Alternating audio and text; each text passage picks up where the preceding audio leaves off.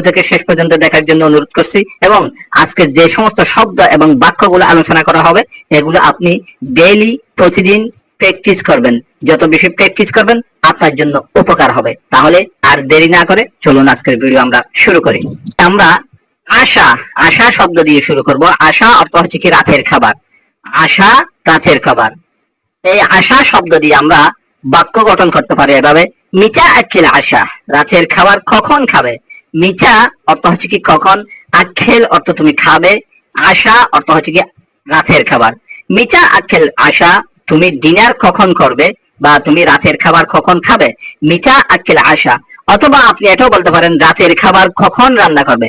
মিটা তাবাখ, মিটা তাবাখ আশা, মিটা তাবাখ আশা, রাতের খাবার কখন রান্না করবে। অথবা রাতের খাবার খেয়ে রান্না করবে।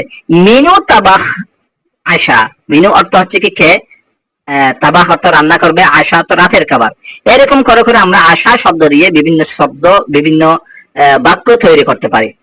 দ্বিতীয় শব্দটি হচ্ছে শাই। শাই অর্থ চা। শাই চা। আপনি চা গরম, এই কথাটা কিভাবে বলবেন, শাই হার, শাইর হার। হ্যাঁ, চা গরম। অথবা এটা বলতে পারেন আমি চা পান করছি, আনা আশরাব শাই, আনা আশরাব শাই, আমি চা পান করছি। আনা অর্থ আমি, আশরাব পান করছি, শাই অর্থ চা। আনা আশরাব শাই, আমি চা পান করছি। অথবা যদি বলেন আমি চা পছন্দ করি, আনা হুব শাই, আনা হুব শাই, আনা হুব শাই, আমি চা পছন্দ করি। এরপরে শব্দ ময়া। ময়া অর্থ পানি। ময়া বা মুয়া, মুয়া অথবা ময়া অর্থ পানি। এটা আপনি বইয়ের ভাষার মধ্যে পাবেন মা, যেমন কি মা ও জামজাম, মা ও জামজাম, জমজমের পানি। হ্যাঁ, তাহলে পানি ঠান্ডা, এটা কিভাবে বলবেন, মায়া বারেত, মায়া বারেত, মায়া বারেত, পানি ঠান্ডা, মায়া বারেত, পানি ঠান্ডা। তো যদি বলেন আমি পানি পান করতে চাই, আনা আবগা, আনা আবগা মায়া, আমি পানি চাই, আনা আবগা মায়া, আমি পানি চাই বা আমি পানি পান করতে চাই। আনা আবগা মায়া অথবা মুয়া, যেটাই বলেন শুদ্ধ। ময়া বা মায়া যেটাই শুদ্ধ, আমি পানি পান করতে চাই, আনা আবগা মায়া। আনা আশরাব মায়া, আমি পানি পান করতে চাই, পানি ঠান্ডা। মা বারেত, পানি ঠান্ডা। যদি বলেন পানি গরম, মা হার, হার অর্থ গরম, বারেত অর্থ ঠান্ডা। পরের শব্দ বর্তুকাল। বর্তুকাল অর্থ হচ্ছে কি কমলা, বর্তুকাল কমলা। হিনা কাম হাব্বা বর্তুকাল। হিনা মানে এখানে, কাম হাব্বা বর্তুকাল, কয়টি কমলা আছে। কাম হাব্বা বর্তুকাল, হাব্বা মানে একটা একটা যেগুলো গণ, একটা দুইটা তিনটা, যে ওয়াহিদ হাব্বা, ইতনান হাব্বা, তালাতা হাব্বা, মানে একটা, মানে কাম হাব্বা কয়টি আছে বর্তুকাল কমলা। এখানে কয়টা কমলা আছে। হিনা, হিনা কাম হাব্বা বর্তুকাল, এখানে কমলা লেবু কয়টা আছে বা কমলা কয়টা আছে। অথবা ইউসুফিও বলা হয়, ইউসুফি। হিনা কাম হাব্বা ইউসুফি, এখানে কয়টি কমলা আছে। বর্তুকাল কমলা অথবা মালটাও বলা হয় ইউসুফি। ইউসুফি এটাও আপনার কি বর্তুকাল বা কমলা বুঝায়। ইউসুফি এটা হচ্ছে মিশরি শব্দ, মিশরিরা কমলাকে ইউসুফি বলে। হিনা কাম হাব্বা ইউসুফি, এখানে কয়টি কমলা আছে। অথবা হিনা কাম হাব্বা বর্তুকাল, এখানে কয়টি কমলা আছে। এরপরে শব্দ থামার। থামার অর্থ হচ্ছে কি খেজুর। আরব দেশে এই থামার শব্দটি বেশি শুনবেন, কারণ ওখানে খুব বেশি খেজুর উৎপন্ন হয় এবং খুব বেশি খেজুর বাজারের মধ্যে বিক্রি করা হয়। থামার অর্থ খেজুর। যদি বলেন আমি 3টা খেজুর খেয়েছি, কিভাবে বলবেন, আনা আকেল তালাতা হাব্বা তামার। আনা আকেল, আমি খেয়েছি, আনা আকেল, আমি খেয়েছি, তালাতা হাব্বা, 3টি তামার খেজুর। আনা আকেল তালাতা হাব্বা তামার, আমি 3টি খেজুর খেয়েছি। যদি বলেন আমি 1টি খেজুর খেয়েছি, আনা আকেল ওয়াহিদ হাব্বা তামার, আমি 1টি খেজুর খেয়েছি। যদি বলেন আমি 2টি খেজুর খেয়েছি, আনা আকেল ইতনাইন হাব্বা তামার, আমি 2টি খেজুর খেয়েছি। হ্যাঁ, এরপরে শব্দ আইনাব। আইনাব অর্থ আঙ্গুর। আইনাব আঙ্গুর। যদি বলেন এই আঙ্গুরের দাম কত, বলবেন হাদা আইনাব কাম, অথবা কাম হাদা ইনাব, কাম হাদা ইনাব, এই আঙ্গুরের দাম কত। কাম হাদা মানে দাম কত, এটার দাম কত। আইনাব অর্থ আঙ্গুর, এই আঙ্গুরের দাম কত, কিভাবে বলবেন, কাম হাদা আইনাব, কাম হাদা ইনাব, এই আঙ্গুরের দাম কত?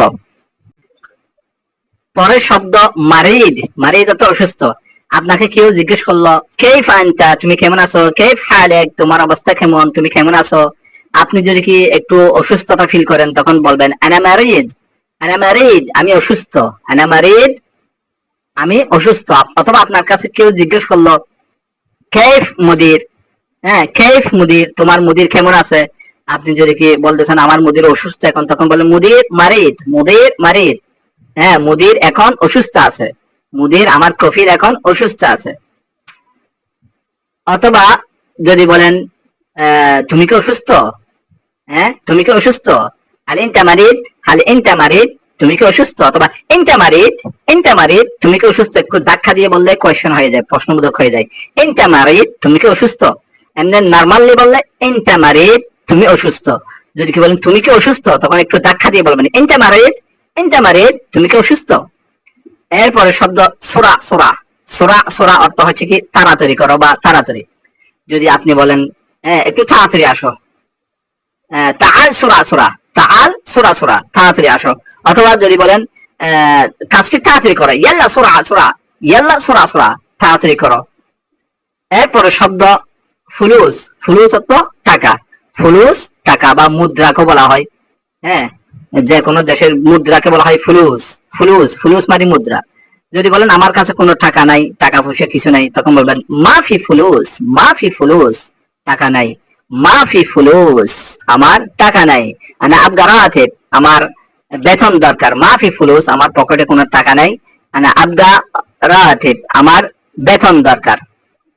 এরপরে শব্দ বালাদ, বালাদ অর্থ হচ্ছে কি শহর।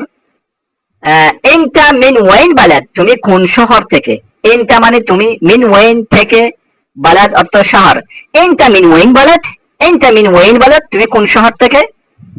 অর্থাৎ আপনি কাউকে জিজ্ঞেস করলেন তুমি কোন শহরে থাকো, ইনতা মিন ওয়াইন বালাদ, ইনতা মিন ওয়াইন বালাদ, তুমি কোন শহর থেকে। অথবা ইনতা, ইনতা ফি আই বালাদ, ফি আই বালাদ মানে তুমি কোন শহরে। অথবা তুমি কোন শহর থেকে, ইনতা মিন ওয়াইন বালাদ, তুমি কোন শহর থেকে। বলেন আনা মিন বালাদ, আনা মিন বালাদ মদিনা, হ্যাঁ আনা মিন বালাদ মদিনা, আমি মদিনা শহর থেকে। আনা মিন বালাদ মক্কা, আমি মক্কা শহর থেকে। এরকম আপনি বিভিন্ন শব্দ, বিভিন্ন বাক্য দিয়ে এই বালাদ শব্দটি বলতে পারেন। প্রিয় ভিউয়ার্সবৃন্দ, আজকে এতটুকুই। যে সমস্ত শব্দ এবং বাক্যগুলো আমরা আজকে শিখেছি সেগুলো আমরা সবাই প্রতিদিন প্র্যাকটিস করব, কারণ যত বেশি প্র্যাকটিস করব তত বেশি আমার উপকার হবে। তাহলে